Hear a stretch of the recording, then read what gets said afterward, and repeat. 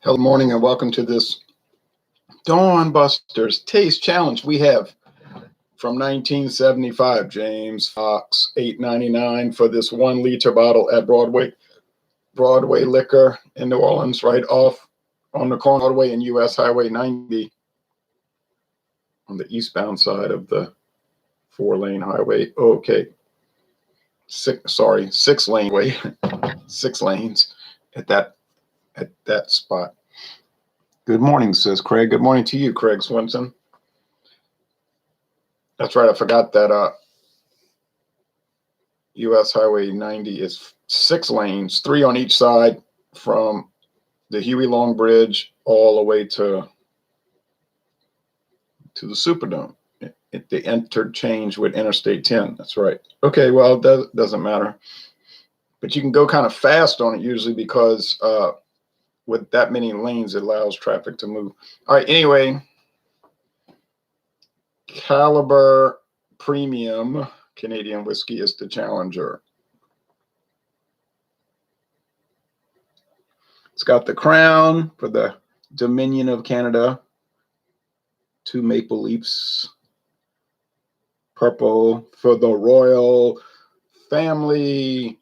And do they drink Caliber? Yeah, I don't believe so.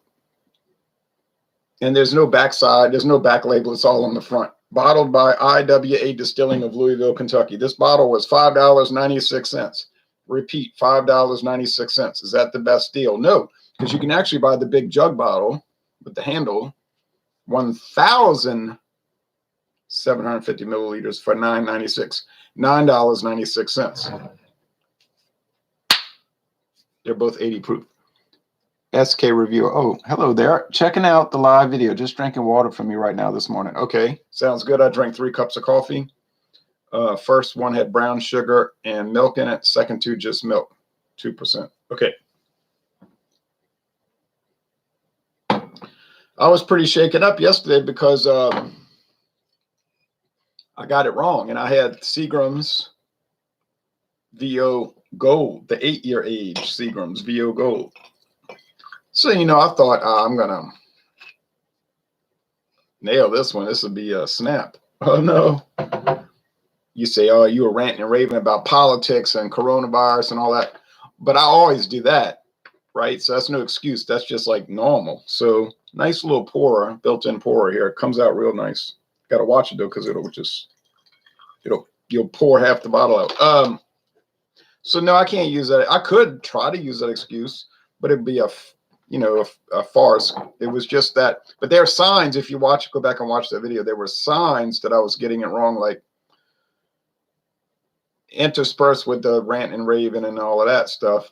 I was saying it's strange how the aroma and flavorings, because these are both, these today are both Canadian whiskey with natural flavors. Yesterday was one, the James Foxe, versus the VO Gold, which doesn't say natural flavors. Could be, though, because they're not required to disclose it. But anyway, so early on I said, oh, it's strange. The flavoring has dissipated on this. But it's kind of, there's like a, what did I say? There's a honey flavor on the Seagram's. Well, right there was showing you I was getting confused, you see, because no, the flavoring didn't dissipate on the VO Gold. It never was there. All right. And it retained, on what I thought was the Seagram's VO Gold, but it wasn't. So right there was the sign that I was off track, and I just kept getting deeper into it, but I didn't realize it, you see. Now later, after I got it wrong, I went back mentally and said, oh, you didn't recognize the signposts. Like if I was a Freemason, I recognize the signposts. Right? And the winds of change are coming around. Anyway, this one is going to be so difficult. Well, you may as well say impossible, because I get the feeling that they're basically the same whiskey recipe in 2 different labels. You say, yeah, but one's coming from Louisville, One's coming from Frankfort, Kentucky at Buffalo Trace. The other one's from I.W.A. Distilling in Louisville. Yeah, but I mean, so what? You can use the same recipe at different places, right? Coca-Cola does. Down in Mexico, they use cane sugar. In the United States, United Soviet America, they use the corn syrup, high fructose corn syrup, which makes the Coca-Cola oh so nasty. Now, notice that Mathern's has the Mexican Coca-Cola. It was like 18-ounce bottles for $1.29. That's the real Coke. That's the real Coca-Cola, Corona, Coca-Cola bottles, because they don't have the high fructose corn syrup. Low budget whiskey shootout, says Eagle Warrior. The Eagle Warrior. Yes. $8.99 for a liter versus $9.96 for 1,750 milliliter bottle. So if I wanted to go back to Walmart and get the caliber for $9.96, I would do it. I mean, it'd be no problem, man. But I'm not going to do it. I still have 15% of the bottle left. I've done enough of this. You know what I mean? It's colored with caramel color, I'm sure. Okay, I've had the caliber experience. Okay, you're not my. So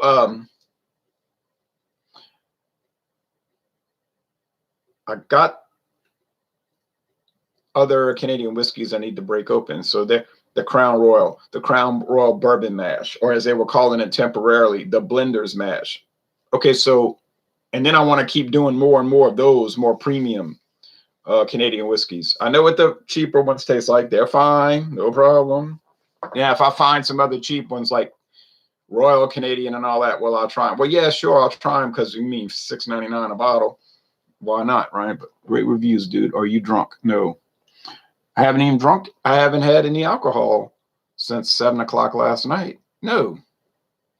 Since before that. It was like 6 something. And all it was one beer. Budweiser Black Lager. Budweiser Black Lager. Evan Williams is my favorite cheap whiskey. Yeah, that's a good one. I've had the black label and the green, and they're both very good. Oh, so very good. From Heaven Hill. Our friends at Heaven Hill with the Shapira family. All right. Oh, well, here we go now. What did I do for lockdown yesterday? Oh, man. I walked a mile around here, and then I drove on US 61. Well, I got on Interstate 10, then I got back on 61 from 110, because there's a spur. 110 goes off of 10. If you stay on it, it's like a real fast highway. Then you get back to 61. You can bypass. It's a bypass. You can bypass all the traffic at Baton Rouge. Not that there's any traffic right now. There's some. And then you go drive. As soon as you cross out of East Baton Rouge Parish, you get to Port Hudson State Historical Park. It's a battlefield.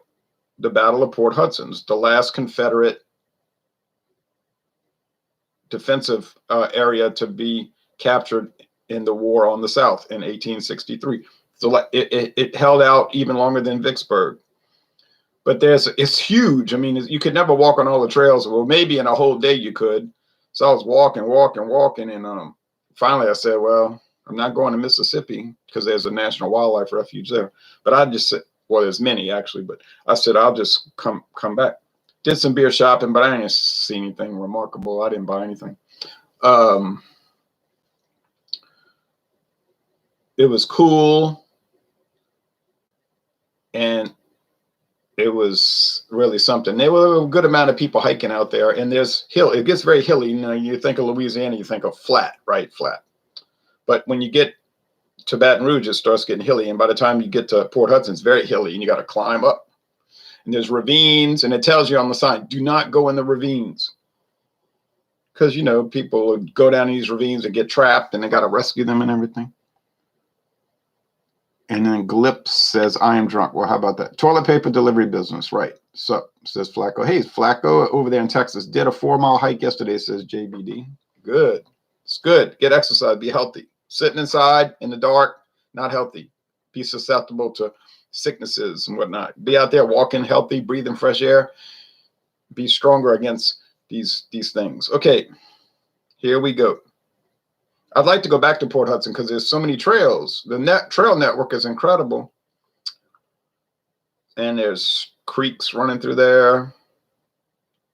They had some people picnicking out in the middle of the trail. There's like a grassy area where they have these Confederate earthworks, but they tell you don't walk on the earthworks because they don't want you to ruin them. But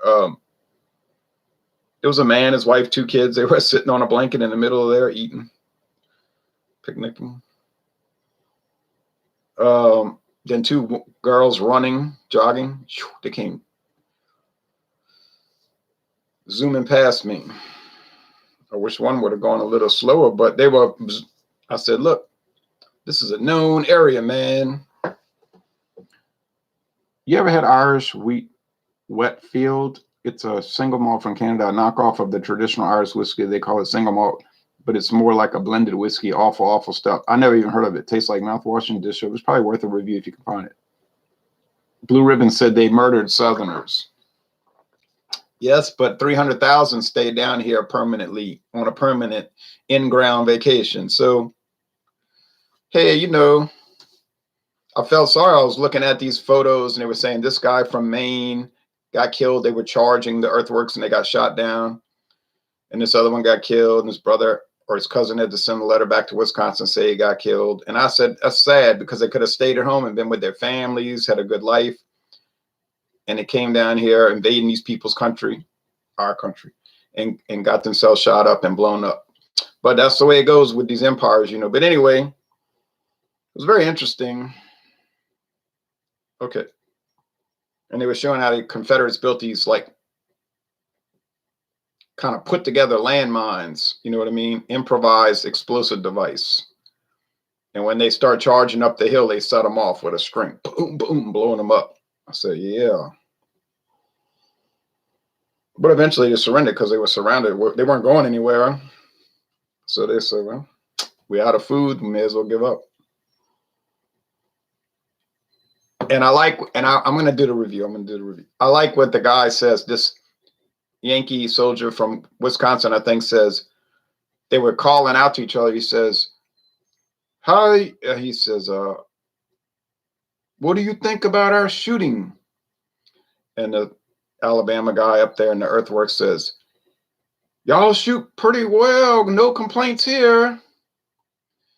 He says, when do you Southern boys think you're going to give up these earthworks? He says, when you take it, I reckon. When you take it, I reckon. Well, yeah, well, accidentally made rye bread in the microwave. Okay, that's great. I love bread, buddy. Okay, all right. Enough of this. All right. I reckon when you take it. Yeah, this is flavoring, but it's more like, you know, like brandy. Like, what do they use to flavor Canadian whiskey? Well, it's not the same stuff they use to flavor Coca-Cola or a soft drink. It's brandy. It smells like brandy. It smells like rum, maybe a white rum. It smells like sherry wine. They have to use things like that. Spirits and barrel-aged wine, okay? All right. Now, you can use caramel color. They can use caramel color.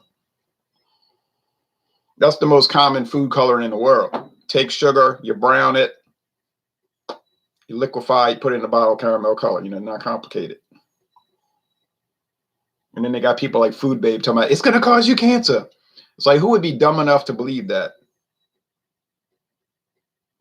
Having brown sugar that's been browned in a pan, I mean, it could be a huge industrial pan, is going to give you cancer. Who would be dumb enough to believe that? All right. And then they were like, well, they did a study where they injected mice with like thousands of milliliters a week of food color and they got sick. Well, you know, hey, there is some intelligence needed with science, right? This one smells more grain. So this one's more pungent grain, corn, grits, corn. The flavoring dissipates, but that's Seagram's thing. Boy, that got me shook up. Oh, man.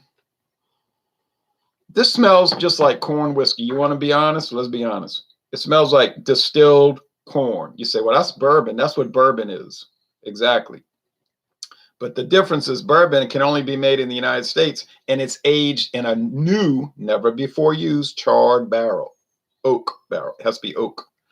Well, you see, these are usually aged in used barrels. They get old bourbon barrels that they buy from one of their subsidiaries, because most of these liquor companies have American operations, Japanese operations, Scotch operations, Irish operations, Canadian operations, and they just send the barrels off to Canada, and then they age them in that Dominion in those used barrels. But in Canada, you notice they age the whiskey straight up. The barrels are stacked vertically. Yeah, high. In Kentucky, in Tennessee, they're on their side. They roll them on that rack. You see, probably doesn't make a difference, just the way they do it. See, this one has the corn. It has the distilled corn, all right? It's there, but there's little more flavoring. So are these identical? Well, they don't smell identical. Two interesting Civil War battlefields I've been to are Manassas and Antietam. Yes, I've been to Manassas, not Antietam. Well, I don't use that term Civil War. Civil War is when you got two armies trying to take over, or two factions trying to take over the same country. The Confederacy wasn't trying to take over the North. They just trying to get away from it. You know, it wasn't a civil war. It was like, we're trying to leave. It was a secession war, like the War of the American Revolution. The United States wasn't trying to take over England. They just want to get out of England, you know, get out of the English Empire. But it developed as a civil war. Now in America, that was more of a civil war, because you had the pro-British fighting the anti-British. I'm talking about in America. So that was like a civil war there in that sense, you see. And that was from Maine down to Georgia. All right, taste time. Or like the Irish Civil War. Well, that's a civil war because you got two factions trying to take over the same country. The anti-British Irish versus the pro-British Irish. And then you had the Irish, the anti-British Irish fighting the other anti-British Irish, because they couldn't agree on how to set up the new government. So then they were killing each other. Very violent people.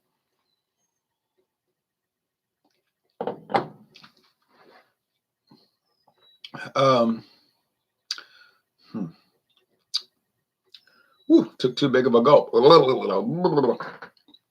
Well, gave me the shakes. Yeah, it's corn, but you get the flavor. And like, I think it must be like, I keep saying white rum, but I don't know. Maybe they're using gold rum. No joke. Something. It's like sugary sweet.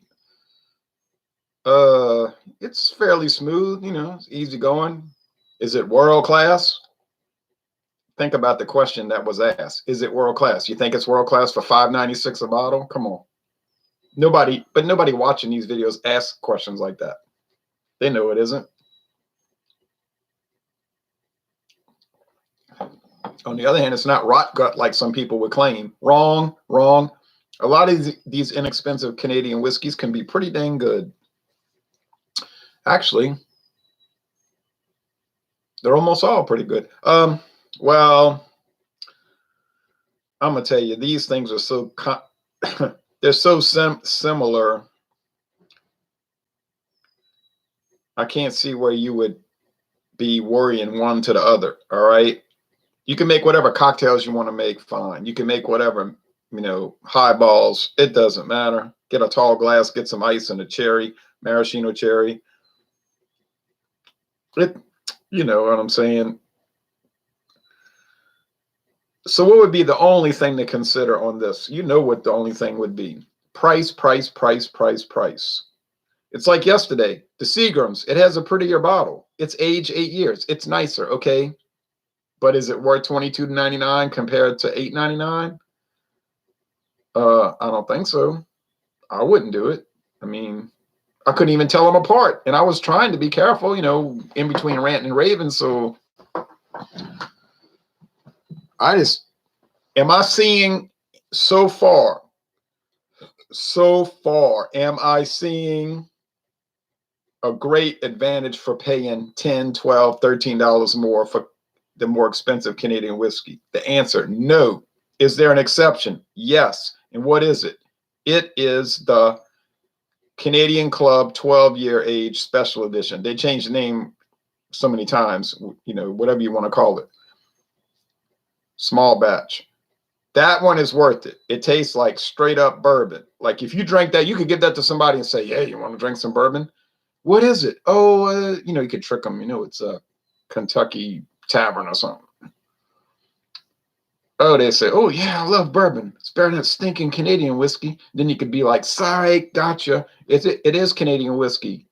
Ah, ha, ha, ah, ha, ha. And they would say, I was just kidding. I knew it was. No, you didn't know.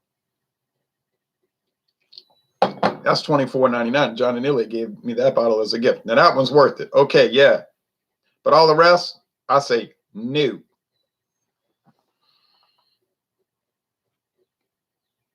Hopefully whiskey will get much cheaper now that you can make it from year to a week. What? It was genocide in the South. Best people never survived. Yeah, it was bad, Okay, I'm an amateur historian, by the way, says Blue Ribbons. The War of Northern Aggression, says JBD. Yeah, that's what it was, Pretty obvious. But you got people that they don't teach history, they teach emotion, so you can't discuss it with them. It's like if you're talking to them on like social media, like Facebook, they'll be like, I don't want to be your friend because you're not teaching the establishment history. All right. In a rage, I was like, well, if you could calm down for a minute and think, but you're not going to think. You're not going to think. You're too busy being a jerk. But, when you study wars, you have to use your mind, not your emotions. You can use your emotions, but not to study the historical facts. And the historical facts of the 1861 war are very clear. It's not a matter of opinion. Okay, it's a matter of fact. And if you can't deal with the facts, then I'm sorry. It's not. Either you're limited intellectually, or you're in denial and you deny reality. That's just your problem, and I'm sorry. And I'm going to do some more videos on that war.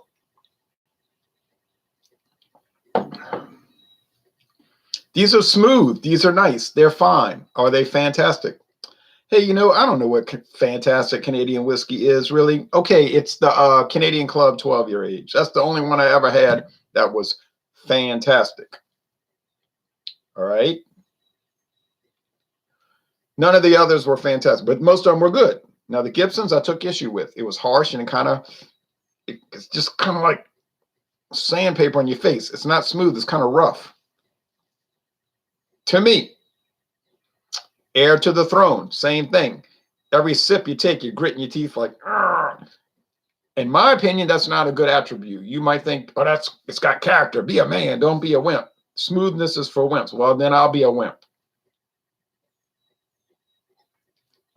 You can drink harsh whiskey and be a man, and I'll drink smooth whiskey and be a wimp. I'm satisfied with that.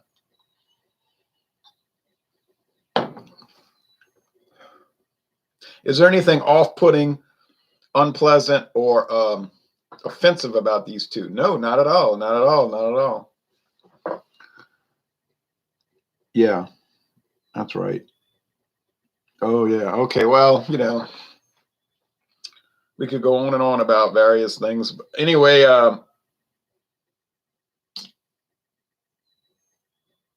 wouldn't do much good. Most people won't change their opinions on any subject. They reject any facts that don't fit whatever narrative they adhere to. It's human nature. That's right. Like the story that beer got watered down during World War II. I kept reading and studying about that. Apparently, it really never happened. It was just something that somebody said, and then everybody started copying and pasting what somebody said, like in 1995.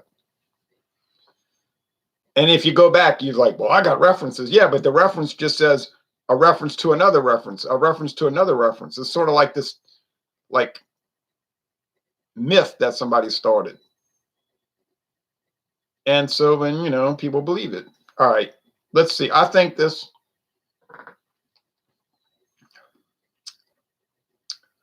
I think this is the caliber because it has like a little bit more of that brandy and rum in it. I'm going to watch the news now, but I think this is caliber. It is. Ha ha ha. I got it right. Now, I wasn't too confident in that, though.